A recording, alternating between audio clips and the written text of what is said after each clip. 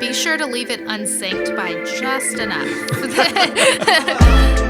How to do this. If I had, I'm also going to do a meta tally because you say that word a lot. That was on the article that I skimmed. Meta something. Everything is so meta that eventually it's going to implode and everything's going to be. What's the opposite of meta? Like what were you before meta? We said opposite. Opposite of. I'm trying to think what's before we were meta. We were this. It says infra. Infra. I think meta is eventually going to implode, and then we're going to be infra again. And there's going to be this cycle of consciousness that happens. This is deep. So that is deep. Like something you put on top. Infra is something that comes from within. Yeah. So it's like this. Yeah. We got something here. I mean, I could go on that. I think that's going to be a podcast in and of itself of like, and then. There's all of these like that, Marvel is playing right into that with this multiverse thing. It's like really it's the metaverse, right? Because it's like all these outside universes coming in. It's trippy. So welcome to the podcast. Yeah. Figuring it out. My name's Joseph. And I'm Linda. This is Linda, my co-host. And this is sponsored by CPCStudents, I guess. Yeah. And Cross Point Church. And whether you're a part of our youth ministry or not, we're glad you're here. We are, the whole goal here, Linda, we were talking about this. The whole goal is there's a whole lot happening in the world. Mm-hmm. Just like the metaverse. The metaverse. And are we meta? Are we infra? Who knows right now? We're entering metadom, I guess. But what we really wanted to do was like in all of this stuff that like we have all this stuff that changes every day and all these voices that come in through social media or other voices in media or politics or whatever is going on in the world. It affects us. And we have to figure out, like, what does this mean through a biblical worldview? And if we're going to live as Christians, we're all kind of in this boat of we're figuring it out. Like, we're figuring out, first of all, we don't know anything about podcasting. We're figuring that out, too. So we're figuring that out. In fact, we just spent, the better half of an hour figuring it out right here now, and we still not are 100% sure this is working. That we know. So we may waste a lot of good time here, but we're having fun doing it. We're having a good time, and so we're figuring out not only how to do a podcast, but how do we ascertain a Christian life in the middle of a lot of secular things that are very important, and we have to live with these things. But it's like, how do we do that without leaving our faith or without abandoning some things that God's word says and whatever that looks like. So what we're going to do is we're going to launch out with just pop culture stuff that we love. And then we'll get a little deeper and then we'll come out of it a little bit, but we're figuring it out. And also I have a figuring out tally here. I'm going to be making marks. I think I said it like 3 times just then. You did. That was one more. So I'm so gonna win this. Also, so we got Linda here. I'm Joseph, and then behind the scenes there's Caleb Rasnick, and we're gonna get him mic'd up and on a camera eventually. But right now we're just figuring it out. So he's helping us do that a lot. So Linda, what really entertained you over the weekend or in the past week? What entertained me? I'm a simple person, but I'm a mom, so that takes up a lot. So we're watching Olaf Presents on Disney Plus. Like, it's good, just mindless. So if you've seen Frozen 2, Olaf retells the story of Frozen 1. And best part of the whole movie. It's the best part of the whole movie. And so now he has a whole series where he's recreating these Disney movies, and it's like 2 minutes long, so it takes no time, but they're just hilarious. It doesn't take enough time. It doesn't. Because we found that too, and I was like, this will be great. This will take out a whole chunk of our morning or whatever. No, it took all of about 10 minutes. Right, 10 minutes and you're done. done. And now I have to figure out what else to do with the rest of my day. Like, I thought I could, clear a shower You're all or something. Hyped up on Olaf. Yeah. Yeah, my boys went through the whole thing twice before they realized they had heard the same stories twice. Yeah, I did the same thing.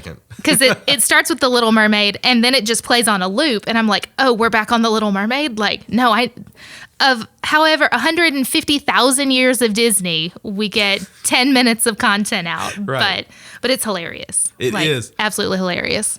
So, who liked it more, you or your boys? Oh, probably me. Yeah. Probably me. Because I told you at one point, my oldest one and I were working on a bit where we were doing the scene from Frozen 2. Yeah. I was doing Olaf's part and he was the accessory characters. And What? I mean, it was quality. Quality. What's your favorite Olaf story so far? I feel like they're going to add more. He's going to continue to do stories. I hope they do. I liked The Lion King. Yes. And not to give away too much of it, but his spoiler alert. Spoiler alerts. His retelling of Mufasa's death was the best part of the whole thing. Yeah, I love that. I'm just gonna go ahead and spoil it. When he turns around and he's just like, Mufasa's dead. If you haven't seen Lion King, we're really sorry that we just spoiled the whole Mufasa thing. dies. But the best, he's like, and he throws him off a cliff, but then there's a wildebeest and he's not dead yet, and he climbs back up. Yeah. He falls back down. But he's not dead yet. Can we talk about that for just a second? Sure. I don't think kids' movies depict death like they did when we were little. No.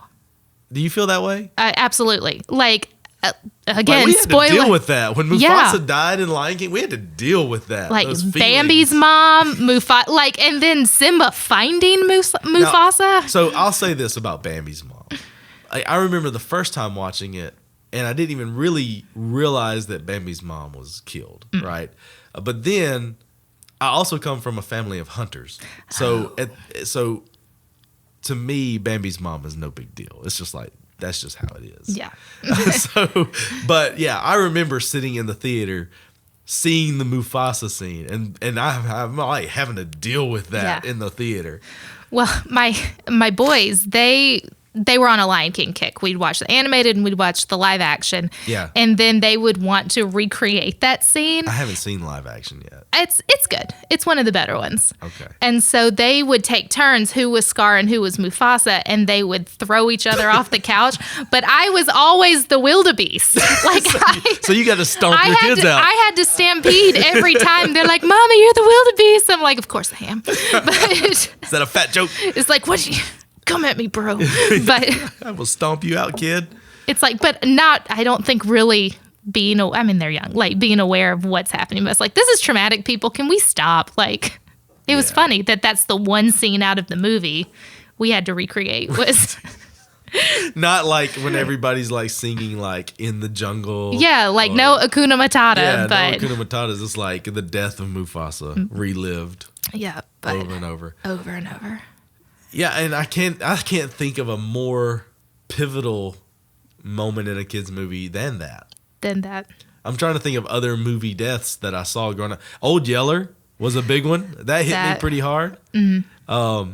It's kind of if you've ever seen Friends, Phoebe was never shown the end of Old Yeller. She always thought they just lived off happily ever after. No, he had babies. Not rabies, babies. Unfortunately, though, he did get rabies. Look, if you want to watch something that'll break your heart, just go ahead and pull out The Fox and the Hound. The Fox and the Hound. When they're driving away, that'll destroy you. Now, they came close to that for the first time in a long time on this Toy Story 4. Mm-hmm. I have not seen Toy Story 4. Oh, then I can't. No. I shouldn't spoil it for you. I'll watch it. There's a moment. The ending is very Fox and the Hound-ish. Oh. I'll just say that. I was weeping openly on an airplane watching Toy Story 3 when I thought they were all going to slide on down that chute. But Toy Story 4. I'll just say this. How have you not seen it? I feel like I should be able to say whatever I want by now. It's been out you forever. can. I don't know how I've missed it. And there's the moment where Woody has chosen to leave the child world behind and go be a lost toy, right? Oh. That happens. It happens. This is heavy. I can feel this. And Buzz Lightyear, though, he's sort of taking the mantle of the new leader of all the toys, where he was kind of second fiddle to Woody. Mm. And there's this moment where they say goodbye and they go their separate ways. And I'm telling you, Pixar did it. I got to be in a good headspace to watch So this. just prepare yourself for that ending. I'm not going to tell you what they say because that's really what brings it home. Mm. But I'll leave it there. But I feel like kids' movies just don't depict the sad things anymore. And I'm like some of the stuff I show my boys, I'm like, y'all need to see some of this stuff where like somebody's getting killed. You know, Somebody's like getting you need to killed. learn about life. The hard lessons. Not everything works out in the end, which is where I feel like a lot of movies. I don't know. Maybe that's why. I don't know. Maybe they realized that something about our generation. Maybe like, it was y'all are too much. messed up. Yeah, y'all, we got to dial it back a little bit. We've got these people coming out there. Yeah. And Caleb, how old are you? 29. 29. Oh, he's a baby. Linda and I are both the same exact age, and so Within a couple months. Within a couple months, and so we understand each other.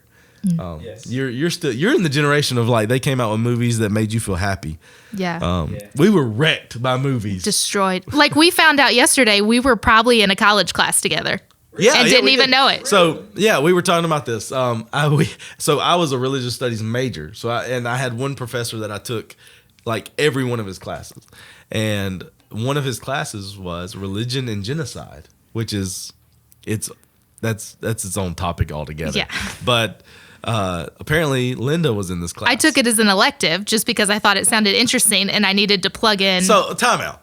What about religion and genocide says that should be interesting? It's just an interesting topic. Like I just thought it was an interesting topic. Did you know what genocide meant? I did know what genocide meant. Like, and I mean, for the record, I'm a nursing major, so. Well, I mean, like I said, this is after a genocide. There's no need for nursing anymore. No, like it's done. It's happened. Yeah, but I was going through like, oh, this kind of sounds interesting, and let's just see what. And I like history, so I thought. This sounds historical. It pretty much became just like, let's watch all the saddest things about the Holocaust. Like it was the worst. It was a downer.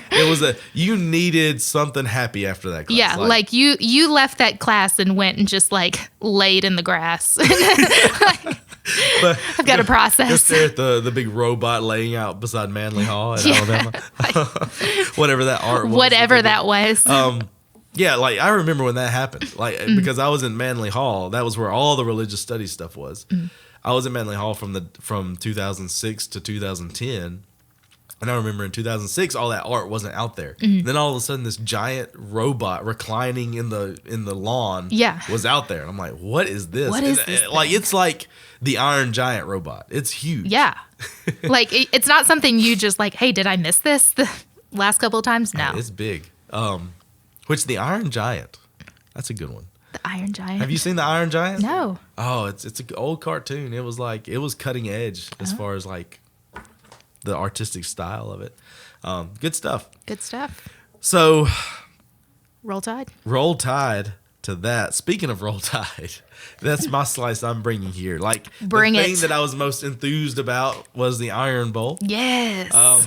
Which I promise to everyone listening, I promise Caleb, I promise all of my slices are not going to be sports related slices. I feel like we are. I feel like I'm pigeonholing myself already, but it's not. And I debated on doing the Iron Bowl versus this whole article on scorpions attacking people in Egypt. Yeah, no, I want to talk about that too. Well, all right, we'll make this one short. But the Iron Bowl, so did you watch it? You watched it. Of course I watched You're the Iron a big Bowl. Alabama fan. Caleb, did you watch the Iron Bowl? No. Caleb doesn't care. He's a Tennessee fan. They forgot about football a long time ago in Tennessee. So here's my thing about the Iron Bowl. Auburn should have won. We didn't. Alabama. When I say we, it's Alabama, right? That's my team. That's my people. We didn't so much win that game as much as Auburn just lost it. Yeah. Right. We looked awful and terrible. But I'll say this: throughout the whole thing, the announcers, everybody, and this is for anyone who cares about this, but the announcers, everybody's talking about how this is uncharacteristically bad for Alabama.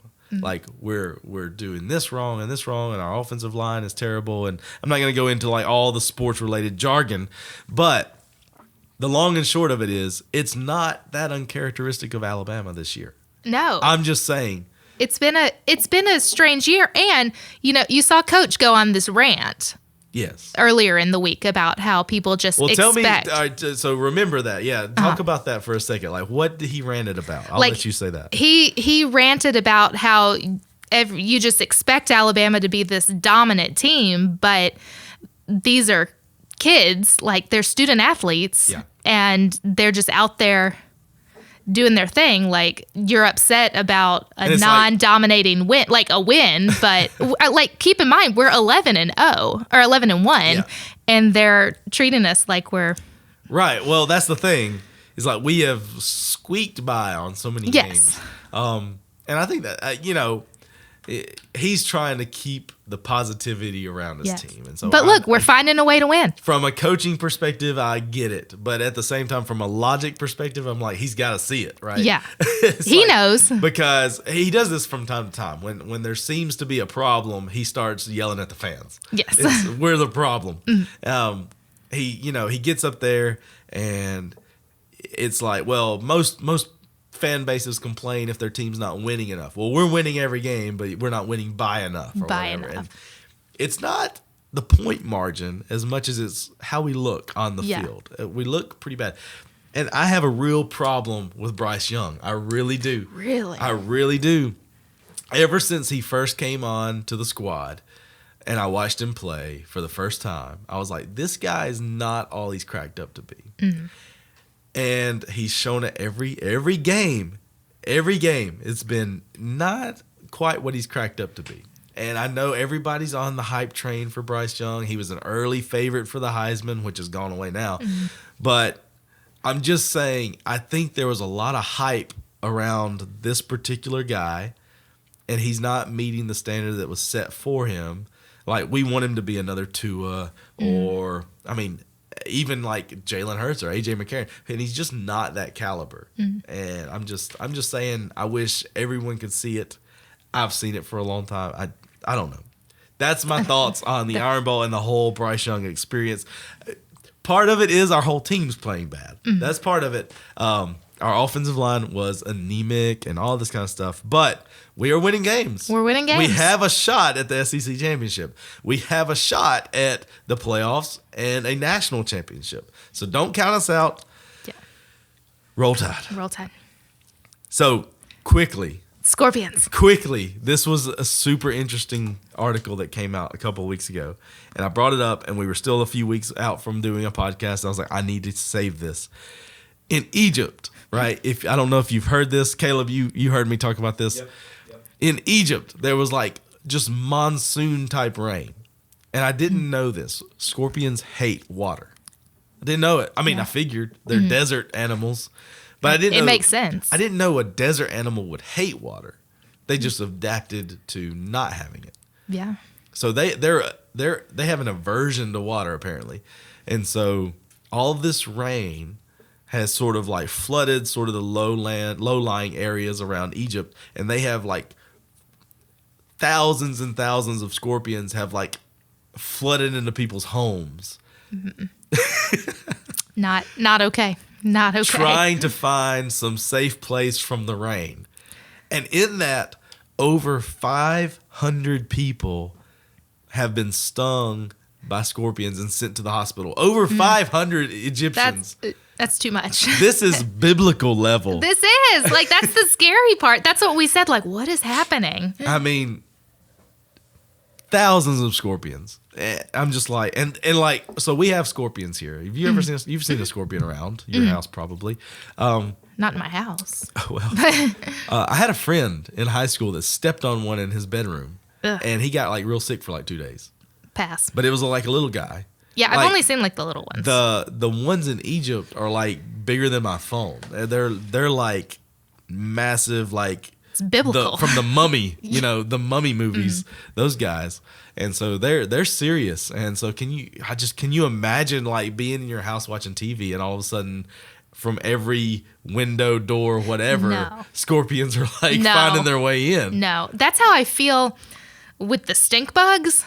But they'll find their way in. I'm sitting on the couch yesterday, and ladybugs. Daggum ladybugs. Like, how are they even getting in? But you know what I heard? I don't know whether this is true or not. They're not even ladybugs. I have no data to back it up. they're not even ladybugs. No, they're imposters. Like there's some kind of fake ladybug that mimics a ladybug. I'm like, why would you even want to do that? No, apparently they bite. Really? It's word on the street. There's no way. I mean, held they them in have my like hand. tiny little mouths. Not ladybugs, these imposters. But yeah, I don't know. I heard they bite. maybe they're the man bugs. The man bug. So of course they bite. Instead of a ladybug, they're a man bug. They're a man bug and they are aggressive. Like if I'm trying to mimic or imitate another bug, if I'm a bug, ladybug's not what I'm taking on. Yeah, like what's the camouflage factor? Like you're bright red with black spots. Like I mean, maybe if you get in a flower garden, like kind of at cute. the right time of the year. Yeah. Like you're highly recognizable. I feel like ladybugs are the bunny rabbits of the bug world. They're just cute. Like everywhere. Like they can absolutely not harm you. They won't bite, they won't scratch, they won't sting. Like rabbits are literally the lowest thing on the like what's the term for that? The totem pole. The food chain. The food chain. They're the very last link on the food chain. Everything can eat a rabbit. A rabbit doesn't eat anything. I watched this show Alone, and I'm not gonna go on Alone. Caleb, I'm not gonna start talking about Alone. I promise you, I could, but I won't. But like that's the one thing is like they'll catch these rabbits, and like they're not fighting back. They just are wild rabbits. They won't fight back. They won't do anything. They're just food. They are literally here on this planet for food. I scooped up a rabbit. There was one sitting on my front porch. Yeah, like it the didn't do neighbor, anything to you, the did it? neighbor cat was chasing it, and I picked it up so the neighbor cat didn't eat it. It lived at my house for a week. I had a National Geographic like. Have you ever seen this? Have you ever seen the Instagram? Nature is metal. No. All right, have you seen this, Caleb? All right, Nature is Metal, I think is what it's called.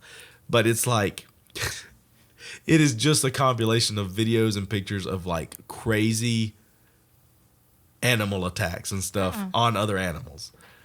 So like there's this one video of this golden eagle that has flown down and like just attached its talons to a deer. Okay. But the deer's too big. It's like a full-grown deer. Yeah. And this bird can't take it off. So it's just trying to eat the deer Just standing there in the field. on its back. Yeah, and it's like nature is metal. But I feel like I had this nature is metal experience at my house one day. I'm mowing my lawn, and all of a sudden I see this like shadow swoop, and then I see a little bunny rabbit like run along. We have this like brick wall kind of wall. It's a fence kind of. This Anyway, brick wall like and, wall. And so anyway, this bunny rabbit's kind of running along this fence, and I see, and there's a hawk like after it. Like this is happening. Like, and so then the rabbit runs into my garage. Oh.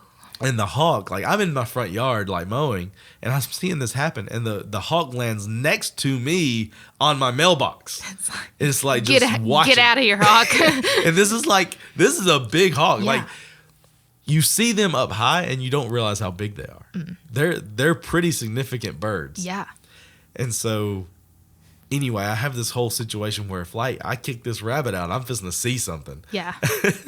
But you're also in the way of this hawk getting his lunch. I'm that, and I don't want this rabbit going and like dying under my car or whatever. Like I was like, I need it out. I don't need rabbit poop all in my garage, all that stuff. So I end up getting the rabbit. I feel Camden feels bad for it, and we're like, let's put it in a box until the hawk's gone. Hawk didn't leave for a long time, and so He's still there. I end up scooting the rabbit out. Hawk comes back. Like he was watching the whole time from like way away. And then he comes back. But I think the rabbit ended up getting away. Past that, I don't know what happened. But anyway. Why were we talking about rabbits? Ladybugs. Ladybugs. We're talking about the scorpions infiltrating these homes. We got on ladybugs. Yes. I feel like ladybugs are the rabbit of the insect world because they literally can't be anything but food for other insects. If I was going to be a bug trying to be another bug, I would be one of these scorpions right here. Probably. Scorpions are like wasps. Like they have a plus- reputation. They're like a wasp plus a spider plus a crab. It's too much. It's too much. God was like, what's the scariest three things I can combine? Yeah. There it is. Here it is. There it is. This guy, like, it'll Only- pinch you, bite you, or sting you. Look, and if it flew, Game over. Don't even talk about that. That's Revelation stuff. Right Yeah, there. that is. Y'all that's see the flash? Revelation. Yeah, that's Yeah, that's the like seventh bowl. that's So- in the end times. All right, so those are things that have interested us. Yeah. That we wanted to just kind of chat about. You may not think they're interesting, but we do. We do. Here's the deal. What kind of bug would you be if you were a bug? We'll put an Instagram thing on. An Instagram a poll. poll. Yeah. What kind of bug would you be? So let's talk about something that kind of matters. 'Kay. That we need to actually figure out how to live in a world post this information. Yeah. So big things have happened over the past few years, and COVID is not necessarily the biggest, right? It was Correct. a big one, but also we had lots of race riots. We had lots of shootings. We had lots of things going on where they're all coming to court now. Yeah. And so one of those things was the murder of Ahmad Aubry, which we're familiar with. If you're not, he was in Georgia, and there are some details missing on like what was happening exactly, but it looked like this guy was just kind of out for a jog. And then some guys rolled up on him to stop him. They didn't think he looked like he needed to be in that neighborhood for whatever reason. We feel like it was a little bit of a racial profiling situation. And they confronted him, and he realized that he was in danger. And so when he tried to fight back, they shot and killed him. The video is out there. Everyone has seen it. So that went to court, and that was settled just this past week. And all three of those guys who were in the truck in the murder of Ahmad Aubry, not just the guy who pulled the trigger, but the two friends that were with him, they all were convicted of murder. So they're going to prison for a long, long time. I think they all got life. I think they all did. And so that's on one side. At the same time, there was another high-profile case going on of Kyle Rittenhouse. Now, Kyle Rittenhouse was up in Washington State, and Wisconsin.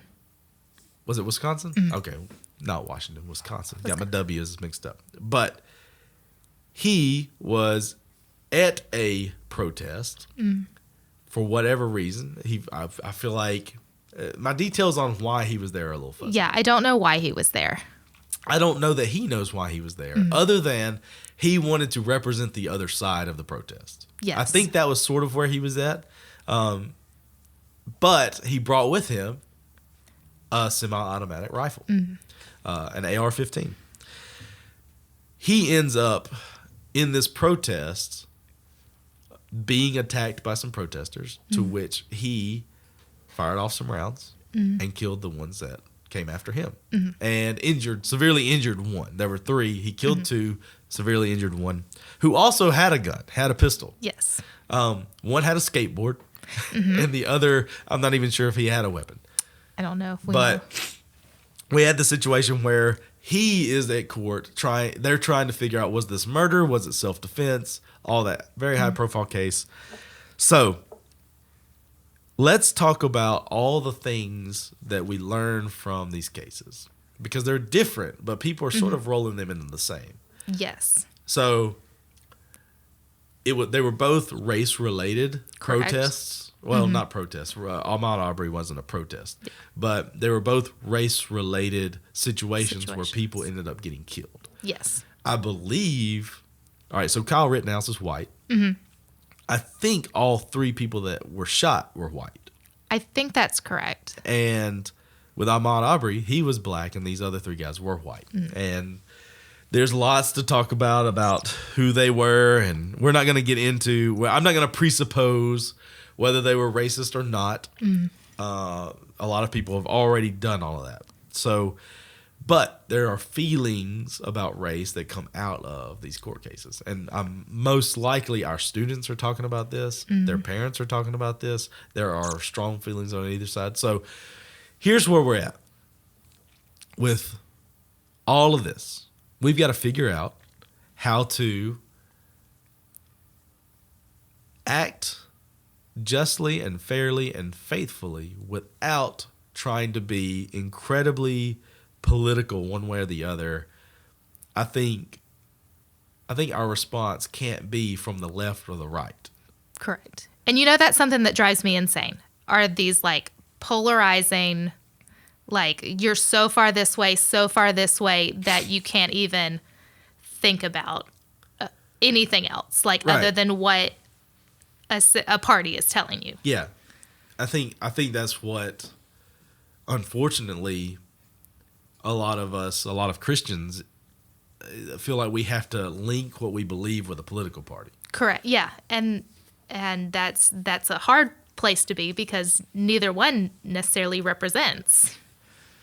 Right. Yeah. I mean, you go too far one way, whether it's right or left, you're gonna have to sort of fudge on some of what you believe as far as what the Bible teaches us. So, opening thoughts about these two things. Opening thoughts. So What did you think? All right, so Kyle Rittenhouse wrapped up first. Kyle Rittenhouse wrapped Was up that first. one you followed very closely? You obviously knew where it was. I did. Like I followed. I messed it I up. followed them on a fairly surface level. Like Right. it was not all consuming of my day. Like I didn't watch the trial. I would just kind of watch what was coming out of it each day, which probably harmed it a little bit because I just see what's coming out of You're media seeing report. a filtered version. I'm seeing in a lot of filtered ways. version, yeah, but I'm not at a place where I can sit and commit my day to watching these trials. Yeah. But my first thought on both of these was it seems like the justice system kind of got to play out in okay. both of these. Like, what do you mean by that? A lot of times and with these as well, you make your decision ahead of time before a judge and a jury get to, Right. and the public makes their decisions. Yeah. And then it's Well, not. with these two cases, that was absolutely. It was. They had a hard time getting jurors for these cases. Yes. And I think that's a big problem with when cases But come at out. the same time, these had so many videos, Yes. showing everybody knew what happened. Which I think is it's a good thing and a bad thing of the era we're living in. Right. There is everything's on video. Yeah.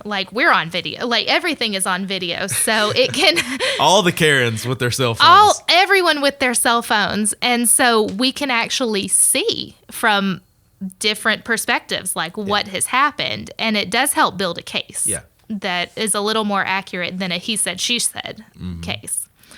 But And I'll say this, I feel like I watched a little bit of both because one, with the Rittenhouse, I wanted to know more information on that because I'm very interested of so I've spoken a lot of times with our police officers that are here. We have police officers that work security for our church anytime we have people here in the building. And they were telling us sort of the law of self-defense and what that means here in Alabama, which every state's different. yes. There were some question marks on whether Kyle Rittenhouse should have been able to bring guns over the state line or something like that, which there's no reason that is illegal in and of itself. But then it was also said that the gun was from within the state. And there were some question marks on the gun itself. So we'll get into that in a minute. Yeah. But so I didn't know this. All right. So what we were taught in Caleb, what did they call that training? I think it was before you actually came on staff. Defensive response, emergency situation, something. We had just active shooter training. Yeah. It was just active shooter training. What if somebody comes up in our church with a gun and starts just laying people out? And so we're taught how to respond to that as staff. What do we do?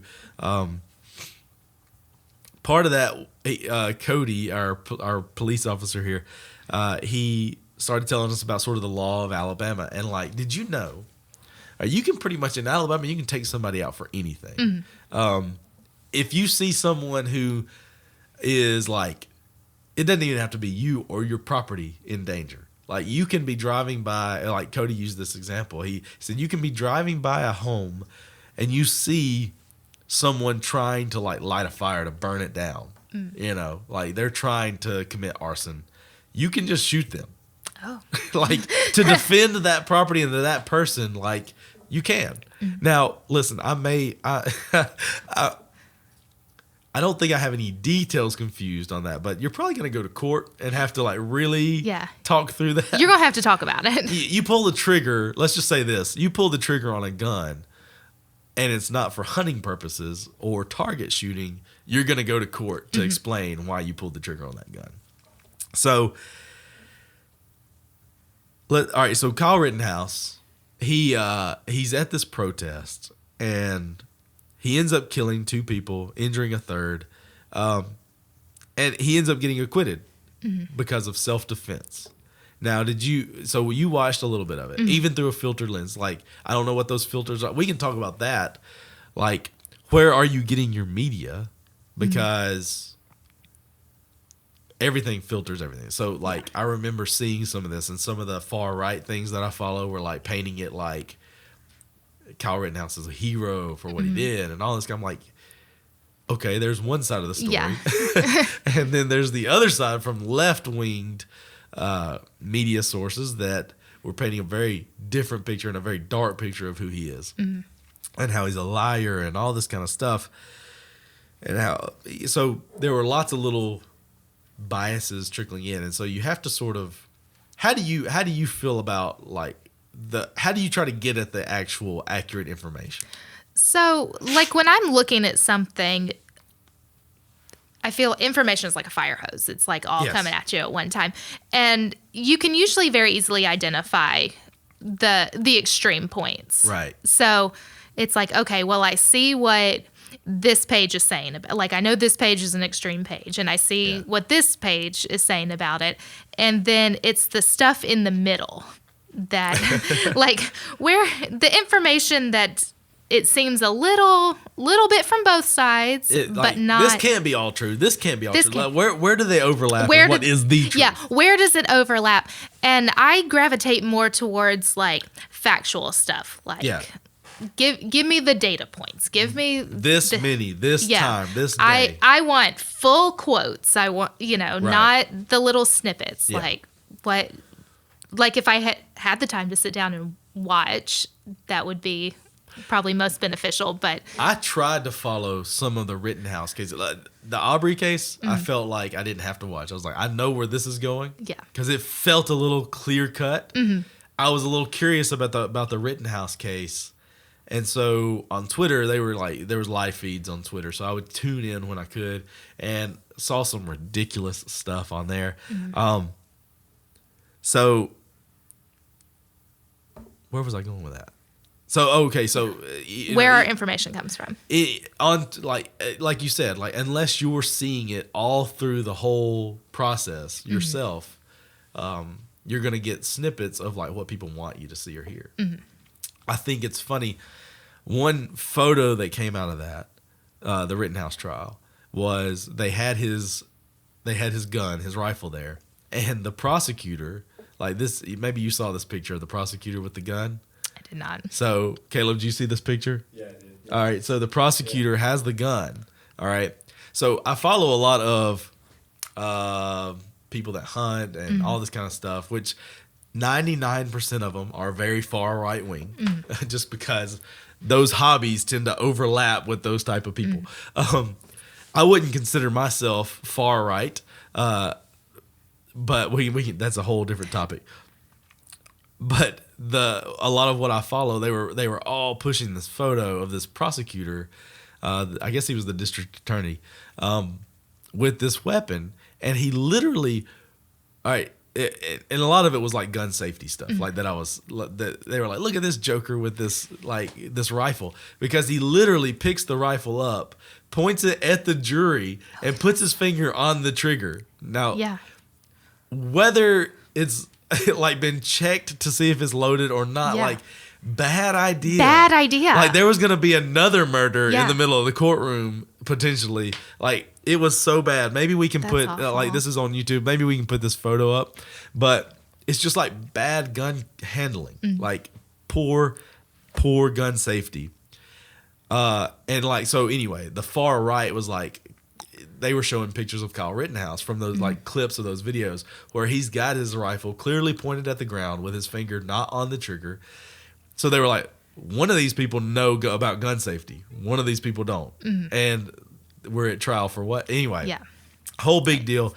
And so if you allow yourself to like take that in, like you're thinking, Kyle Rittenhouse, man, he found himself at the wrong place at the wrong time, and he had to do what he had to do. And all.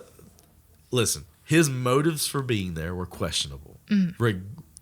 Regardless of what else you want to argue, why do you go looking for a fight? Well, and that's my thing with like the group we work with. If we heard one of our 17-year-old boys is headed out with a semi-automatic weapon, we're going to be like, hold on. Yeah. Like, what are we doing? Like, this is not the place for you. Right. Yeah. It's like just use some wisdom here. This was not the place for him to be. You're going into a place where there's high emotion. Mm-hmm.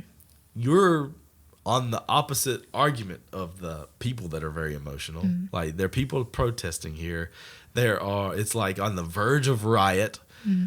And you decide you're going to go take a stand for the other side of this argument with an automatic rifle. Yeah.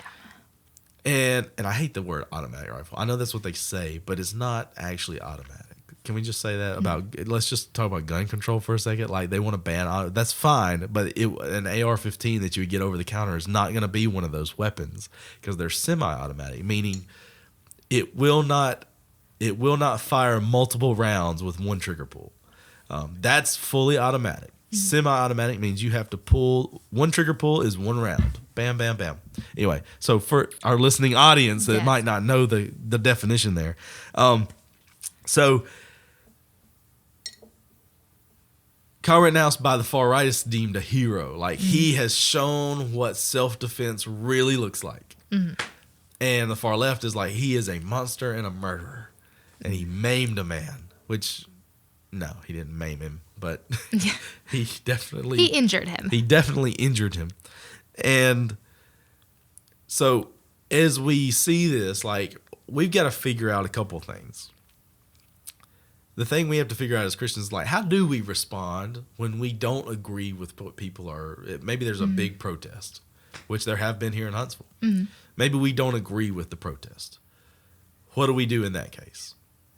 And then the second thing I'll roll around to is gun control. Like, as Christians, like, what should we be thinking about gun control? Those are the two big question marks that I think come out of this particular case. So what do you think? Like, all right, so we see a protest is happening. We disagree with it. How do we figure out what to do? And it's one of those things. It's like you can take 2 points. You can avoid. Yeah. Like, you can just excuse yourself from the situation. Mm-hmm. But is that always the best approach? Sometimes it is, sometimes it's not. Like, if it's something you see that you truly believe differently from and that has a biblical basis, like with our faith and what we believe that this is wrong, then as Christians, are we supposed to go stand up against it? Yeah. Like, what is our place to call out? There's this weird gray area here because Kyle Rittenhouse was standing, I think a lot of conservative Christians anyway would side with the Kyle Rittenhouse. Mm-hmm.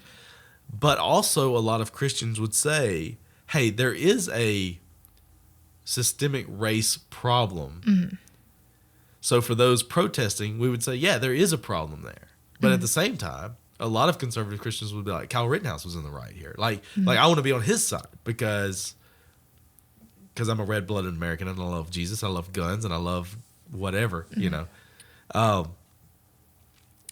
So there's two things at play in the Christian mind of, like, am I going to take, like, all right, so if I give in to this side, then I'm losing all of these, what I would think are like inalienable rights that I believe the Bible gives and thus the Constitution rolls into. Then there's absolutely something wrong here. Mm-hmm. So what do we do? And what do we do? And with Kyle Rittenhouse, we do not know why he went. That's really unclear to me. We don't know. And so I feel like we cannot take the faith stance on he was going with the armor of God into this. Like, Right. we cannot say that. But I think, like, through the past few years and everything, there's such a lack of attempt at understanding. Right. You know, because we have our points, and then you have somebody with a different point, and you're like, forget about it. Or if you try to question, like, to truly understand, like, Yeah. tell me why you think this way, then the automatic reaction is defensive. Yeah. Like, like you're just challenging because you feel different. Yeah. And you know, as Christians, we have to land somewhere in the middle. Like, know what we believe when we're faced with different beliefs, to work through that and not be compromised on our side. Yeah, and don't instigate, right? So Correct. A lot of what he did, even though at the end of the day, when the trigger was pulled, it was deemed legal, he put himself in a situation that instigated a reaction. Yes. So, and like an over the top reaction, not just a reaction of like, I'm going to argue and I'm going to shout you down or whatever that happens in these like protests and things, but because he came fully loaded with some stuff, he drew a reaction from certain protesters that were like, this guy's really bad news. I need to try to do something to him, which is a little bit what we're going to see with Ahmad Aubry, but it was it's really interesting, the dichotomy between these two cases. It's like Kyle Rittenhouse technically fought back, but he started the whole thing. Ahmad Aubry, he fought back, but he ended up being the one killed. And so it's like, and the guys that killed him, they ended up going to prison. So how is Kyle Rittenhouse not going to prison? Yeah. But there's some very minute differences, and I think you're right. It's like to act wisely, as the Bible would say, you know, take all these things into account and try to act wisely toward these. Like, be gentle as doves, but be wise as serpents. Right? Is, you know, don't be afraid of the fight, but don't try to start a fight. Yeah, we can't go looking for it, because again, that's like how Rittenhouse goes in aggressively. Didn't even live there. No. Right? This is him just looking for a fight. Yeah. I mean, it's different when it finds you. Like, and you're put in the position where you have to defend your beliefs. Yeah. But or yourself. Yeah. But when you go out aggressively, I think that's... Where does this, in your mind, Linda, fall under the turn the other cheek situation? That's a tough one. That is tough.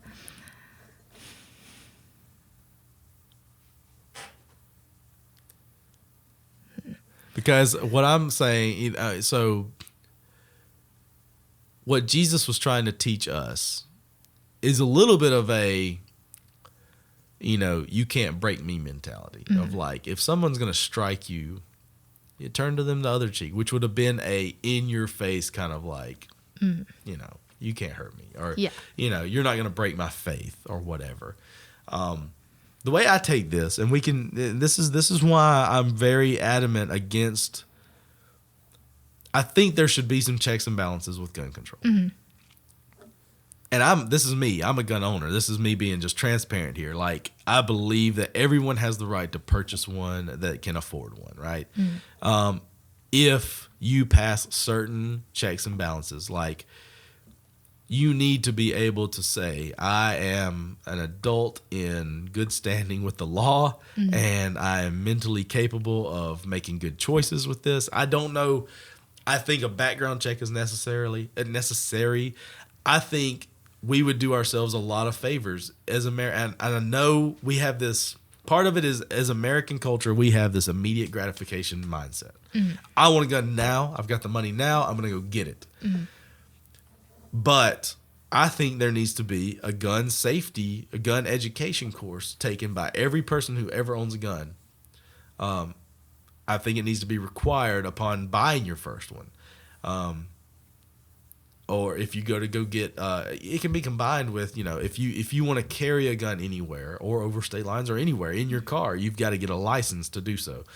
So to get that license, I think it should come combined with an education course. And or when you fill out the background check and it says, are you a current gun owner, yes or no? And you'd have to put, no, this is my first gun or whatever. Then all of a sudden you are sent to gun safety and all that. Because here's the deal with Rittenhouse that flew all over me. Because at first I was on his side. I was like, these guys attacked him. He had the right to do what he was doing, even though I didn't agree with why he was there. I don't know if you heard this clip, but I was watching, and District Attorney, he is trying to figure out like how he's gonna turn this thing in his favor, and he's asking Kyle Rittenhouse. He's like, "Why did you buy this particular weapon?" And he starts asking him ridiculous questions about hunting, things like that. And Kyle Rittenhouse is like, "Hey, yeah, those are ridiculous questions." But then he boils it down to, "Why did you choose this weapon?" Now, as someone who's well educated in guns, I know certain benefits to this rifle over, your standard hunting, high powered rifle, that kind of thing. Rittenhouse, though, I was like, all right, here's his chance to really say, here's why I chose to defend myself with this weapon. But none of that happened. You know what he said? Did you see this? All right, Caleb, did you see this? All right, Kyle Rittenhouse is like, I thought it looked cool. No. And I'm like, oh, so this is why gun safety education is so important. Because I don't even know if Kyle Rittenhouse knows all the parts of this gun or how it works totally, other than you stick a clip of bullets in there and they go out the other end. So this is a real problem, even though Kyle Rittenhouse is going to be held a hero of gun safety and self-defense. Like, he's going to be like, they're going to probably have him at like the Republican National Convention. So he's going to be speaking. Like, he'll be somewhere doing that, I promise you. And he has no clue anything about his own weapon that he purchased. Like, he just bought it one day, was able, he was of legal age and everything, and had the consent to buy it, so he purchased it, but without any sort of clue.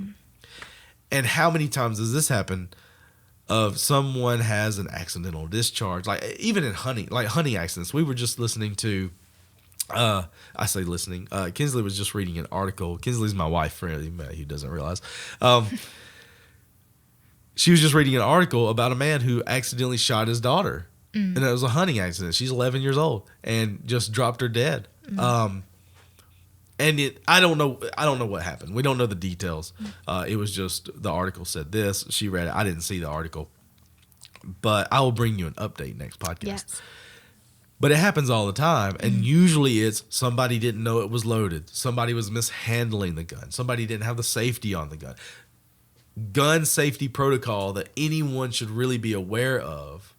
Usually there's a failure in that, and it causes someone to die. Because once a bullet leaves a gun, like, whatever's on the other end of that is going to die. Yeah, there's no coming back from that. Yeah, I mean, you're a nurse. I don't know. Have you ever seen a GSM, a gunshot? So there are instances where people are able to survive it, but man, they're messed up. I mean, it messes you up. We can talk all about ballistics and all of that, but it will mess you up. Just go to YouTube and watch like Mythbusters shoot something. Like, you'll see. But in all of that, I'm for gun safety, but I don't think banning certain guns is the thing. Are you feeling that? Like, where do you think gun safety, like, or gun control needs to like go? Like, should Christians be for or against? Somewhere in the middle? I think somewhere in the middle. I'm also a gun owner. But I have one, but I'm also like, I have one and it's for self-defense. Yeah. So like, I'm not like, it has a purpose. I've done my class. Like, I can. So you did go through a gun safety class. I went through a gun safety class, and mine is for self-defense. Like, my husband used to travel a lot with his job, so you're home a lot. I'm home by myself, and like, in my mind, I said, okay, if someone comes into my house, I have to be prepared that if I'm going to pull this trigger, I am taking a life. Yeah. And I have to deal with that. Yeah. And that's my mentality with my weapon. Is like, this is to protect myself and my family. And I have to be prepared that if I fire this weapon, whether I hit him or not, we're not even going down that road. But like in my mind, if I fire this shot, I have to be prepared for the consequences of that. Not because it looks cool, not because, I saw it and I was like, oh, this is kind of neat. Well, yeah. But I think that's something Christians do have to take into account because, we talk so much about the sanctity of life. And here we are. Let's not even talk about the death penalty. Yeah, that's another day. That's another cup of tea. But like we have 3 people who have lost their lives between these 2 cases, and I mean that's just something people have to deal with now. And how many? And you're talking about this being in your home for home defense and personal defense. And like, how many of these situations do we see where the gun wasn't stored correctly, or in a place where a child gets it and they end up shooting themselves or something like that because they thought it looked cool too? Kyle Rittenhouse, perfect example. He's portraying exactly our worst fear of like, guns are cool, let's play with them. Yeah. Like, no, you don't play with guns. Yeah. Like, you can have a lot of fun recreationally shooting them. Mm-hmm. But at the same time, they're still not a toy. Yeah. It's a worldly thing. Yeah, absolutely. It's a worldly, sometimes frivolous thing that you can get wrapped up in. Right. And that's where I think and maybe, I'm not a hunter, so I don't, I'm not bought into it. I don't know. My weapon is for self-defense. Did you know this? And Caleb, I don't know, maybe you might know this too. At least, so across the hunter education courses you have to go through, in order to hunt by yourself, to get a hunting license, you have to go through a hunter education course. Used to be 14. I think it's 16 now. Mm. So when you're 16 years old, you have to have a hunting license if you're hunting, whether you're with an adult or not, because you will get slapped with a hefty fine hunting without a license. And they will, for like hunting regulation, game and fish and wildlife regulation, they'll hit you harder than if you're carrying a gun through the mall pointing at people. Like, they'll just like give you a slap on the wrist for that. You carry a rifle in the woods and a game warden comes up on you, you're getting like a $2,000 fine, like on the spot, regardless. So you have to go through, and gun safety is part of that training. So every kid that grows up in a hunting household that wants to carry that hobby on, or lifestyle, or whatever you want to call it, on, you go through these certain things. And I'll never forget, like, my dad, when I was a little, like probably 6-7 years old, going hunting with my dad. He didn't give me a gun to myself until I was about 10, but he would teach me over and over. Like, he'd be like, "Look at that gun right there. That's not a toy. When you point that gun, you better realize that whenever you point that gun at something, you better be ready for the other thing to die." Mm-hmm. And just like you said, it's like, you've got to understand that taking a life is a big deal. And so for the Kyle Rittenhouses of the world, I don't think he took it as seriously as he should have. Mm-mm. I really don't. But if he wouldn't have done what he did, would he still be alive? And that seems very doubtful. It seems that way. The information that came out of the case. Yeah, at least one of them had a gun pointed at him, and he was the first one to pull the trigger. And so within the law of the land, he acted within the law of the land. Right. And so, he'll be a Republican hero. He will be. For good or for bad. This teenage boy with his underdeveloped brain. I hope now that he will go through some gun safety courses. And, like, he could very much turn this for the good. He could. Like a positive for gun safety. Yeah. And, I don't think we've just got to teach, like, sanctity of life, like you said, is not necessarily being like, oh no, I would never take another life if it came down to that, right? If it's, so for me personally, right, I know where I'm going when I die, right? So if you were to put me down, like Caleb pulls a gun on me right now and guns me down, like, I'm at peace in my soul. That would be a dark turn to this podcast. Episode 1, and that's it. But let's just say, my soul is at peace with whatever happens to me. But I will absolutely be defending my family. If somebody rolls into my house trying to do harm to my family, like, I'm going to be the defender of that. And I think as a steward of what God has given me in this life, like, that's part of good stewardship, I believe. I don't know if everybody in this room thinks the same way. But I'm looking at you, Caleb. That's good. I can say what I think you think, and you can't say anything. But I've had that conversation with someone.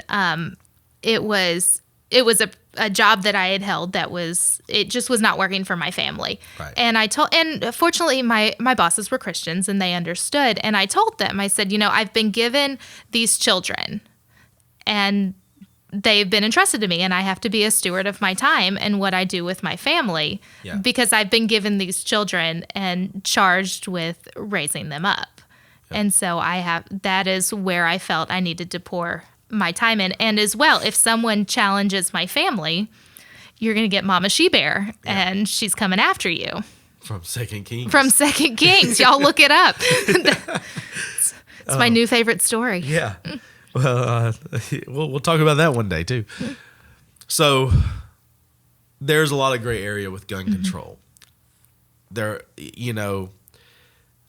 and let's really quickly, and then we'll sum it all up. But with race relations, which is definitely the case with Ahmad Aubry. Yes. There are going to be plenty of people. See, here's what I didn't like about this case, and we don't have to spend. It was an open and shut pretty much. So there was very little dispute. That jury said we're getting home by Thanksgiving. Yeah. So though it was an open and shut case, it seems like these guys, I want to say, a lot of media sources start pulling up the past, right? Uh-huh. So these three guys, all right, there was this picture painted of like, these are super racist white guys. So they're pulling photos from Facebook or wherever they got them of like these guys with Confederate flags everywhere and all that kind of stuff. And then on the other side, there's Ahmad Aubry painted as like, oh well, he's got a track record with the law, like he's been incarcerated before, and he didn't live in this neighborhood. Why was he in this neighborhood? He was doing something sketchy. Somebody had to do something. Well, here's the deal. Let's say I'm riding through one of the many construction zones of Madison, right? And I say, I want to stop and look at this house plan, right? So maybe I'm going to think about building a house. I'm going to stop and look at this building and see what the layout is like. Whatever. That doesn't mean shoot me. No. Right? No. Like this was he found himself at a place that was not built yet. It was under construction. But by all accounts, all witnesses that knew him say he was just for a jog and maybe he stopped off here or whatever. Maybe he took a break. Maybe he was looking for some water. I don't know what he was doing. But here's the deal. He was not. So to Kyle Rittenhouse's defense, the only time there should be a trigger pulled on a gun to defend yourself is if there's a life-threatening situation happening. Ahmad Aubry couldn't have been further from life-threatening for these guys, the three guys, the ones that murdered him. Correct. So you've got this guy running. They pull up. They're like, hey, and they pull out a shotgun.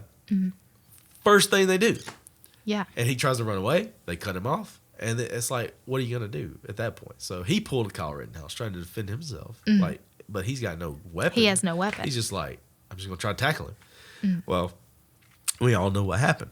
Which shotguns are the easiest gun to get on the market. I don't know if you know. Shotguns the easiest. Like, you don't. You probably have to pass a background test for a shotgun, but like they're the cheapest and easiest gun to get. All that to say, what do we say? How do we figure out how to live with? Because we live in Alabama, lots of racial tension here. We'll say yes. There are probably more than a few people who, even if they're not for the side of the defendants here, they at least have tried to see it from their perspective. You know what I'm saying? what do we say to people who are like, well, you've got this guy who was a known felon, been in jail before, and he's running through this neighborhood he doesn't belong in, right? So let's talk about the stereotypes of like profiling by race. Yeah, and they say Ahmad Aubry has this record. Did these three men know that? They probably did not know this man. Like they made a judgment what appears to be on race. Yeah. Like because it never came out that predominantly white neighborhood. Yeah, that it never came out that Ahmad was like setting a fire to this building. Like he was doing something. Like I said, in Alabama, you catch someone trying to set a building on fire, you can shoot them for that. Yes, but that was not the case here. That was not the case here. They didn't know what he was doing. Yeah, they didn't know what he's doing, and so then their first thought is, let's pull a gun on him. Yeah, like he'll talk now. No, people like. That's a reaction, not a response. And that's what we're about to get to. Yes. Is like, so in all of these, there were bad reactions. Yes. Based on presuppositions, based on the fact that this guy did not look the part of everyone else in this neighborhood. There were reactions to Kyle Rittenhouse based on the fact, well, people are dead, but he used an AR, which is getting a lot of bad press, and he was in a state that he didn't live in. He was doing lots of things that he was in just bad circumstances. In all of this, what do you say the difference between reaction and response is? Reaction is to me, a reaction is, it's like your guttural response. It's an instinct. It's an instinct. It's an instinct versus a response is something that you've thought about, and it's not that like attack, like that's my scared me a little bit. That's my reaction, But a response is you've actually put two and two brain cells together, and thought about what's going to happen here. Yeah. And being from Alabama, Ahmad Aubry was in Georgia. It's deep south.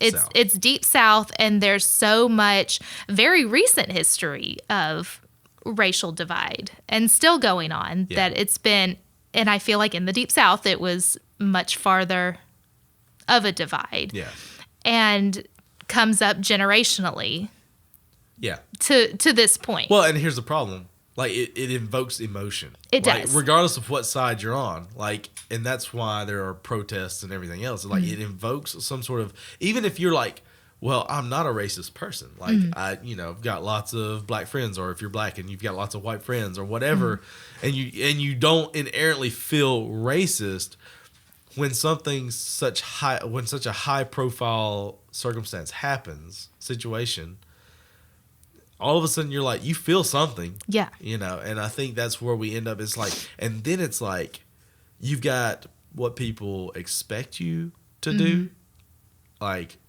how they expect you to react and all this. And so there's peer pressure for one way or the other. It becomes the whole thing. But I think you're absolutely right. Biblically speaking, and I think the vast majority of Christians are like this, but there's a really loud minority that gets a bad reputation, that puts a bad reputation on the rest of us, is the ones that forget to be patient. Like, let's be patient. And I'm not talking about let's be patient and wait and see how long the rap sheet on Ahmad Aubry is, right? That's some people's patience. Is like, well, it doesn't look like he was doing anything, but let's just wait and see where the other shoe falls. Let's see how bad of a guy this is. So then there's this character issue of like, well, let's just see. I think that situation was not a wait and see situation of like, there was a right and a wrong here.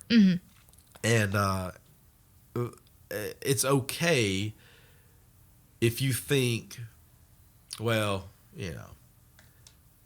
what do they call it? Citizens arrests. It's okay if you think that that's okay. I mean, I don't really think that that's a good thing for us to teach people. No, it's like, citizens arrest. No, we don't do that. Let's just call the police. Yeah. And all that to say, to be patient is not just wait and see how bad or good the person is, but be patient for your own thoughts of like, Okay. My reaction was, why did I react this way? Was it because I am a little racist? Or did I react to this way because I have such a hatred for racism that like I reacted this strongly against those guys, which is also a wrong reaction of like, if you have developed a hatred for anyone like those three guys who murdered Ahmad Aubry, you're also in the wrong. Yeah. So I think we just have to figure out how to live at peace with everyone. That's what Paul ultimately says in 1 Corinthians. Yeah, and that's where the understanding and the patience comes from, and kind of a self-examination of what has played into my belief that is not scriptural, that is leaning me in a bias one way or the other. Yeah. And so when we're like, this happens even in small group. Like small group gets a little political sometimes. It does. And so we can always choose, and that doesn't always, being patient doesn't always mean being quiet either. Because you know right offhand if something is stepping over the line of, our holy standards set by our Lord. If you're going to be more like Jesus, what does that look like? Well, it does not look like taking a political side, for sure. And so it may mean that a certain political viewpoint in a certain area is more biblical. We said this earlier. But you have to learn how to see things from another's perspective and figure out, can I live at peace with what they believe about this? Even... I would be willing to say this. Now, this may be controversial, Linda. I think we can live peaceably with racist people. And what I mean by that is like, let's say you were staunch racist. Okay. And like, you just hated white people. All right. I feel like I could live at peace with you, even though I am white. I could live at peace with you. We may not be best friends, but I don't, as a Christian, it's my job to not hate you. It's to love you anyway. And I think that's what we lose when we start reacting to everything by instinct and stuff. We start to develop this gap of hatred. And pretty soon we lose perspective of like, Jesus has taught us to love everyone, regardless of their beliefs, unless it's infringing or unless they're trying to force you to believe something different or renounce your faith. You've got to be able to find love for them and live at peace with them. And somehow find your own joy in Christ over and above what other people are doing. Because that's what sets us apart. Yes. Is our response. And like we don't have the worldly response to hate and this. Like that's what sets us apart as Christians is finding that love for others. And that's not an tolerance and accepts it. It's a love which has been misconstrued. Like, I feel like that word's been taken and spun, but that's another conversation for another day. but yeah, to find that love and that patience and that turn the other cheek and not to have my defensive attack. If the other cheek means you get shot in the head, don't turn that cheek. Maybe not that one. Like, that's okay to not be a victim. Like, can we just say that? This is a whole nother podcast. But, maybe this is how we need to wrap this up, is like, you don't have to be a victim. Jesus never calls us to be a victim. That's not what turning your other cheek is all about.